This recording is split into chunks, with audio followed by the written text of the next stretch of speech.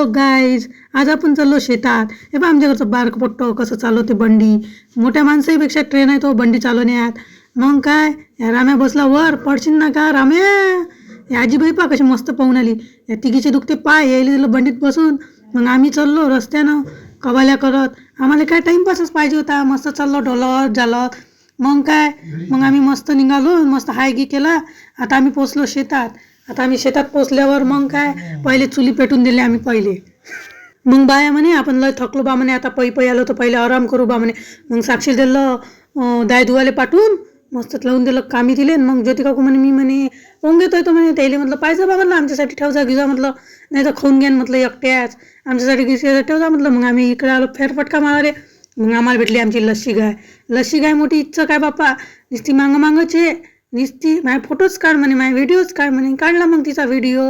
मग तिला हे मस्त सेंट पोंग्याचा. मग ते काय मला पोंगे पाहिजे बाई म्हणे, दिले तिले पोंगे. घेऊ द्या मग आता घेऊ खाऊ द्या. मग या पोट्ट्या म्हणे नाचतो म्हणे, नाचा बा म्हटलं. मग आम्ही जेवण घेऊन केलं मस्तपैकी. मग म्हटलं आता काय मग फेरफटका मारा म्हटलं अजून. मस्त गेलो मग झळा गिळाले लमकलो गिमकलं मस्त. मग मस्त म्हटलं चला आता घरी, झाला वेळ घरी जायचा. चला मग आवडला असेल तर व्हिडिओला लाईक करा, शेअर करा आणि सबस्क्राईब करा. भेटूया पुढच्या भागात.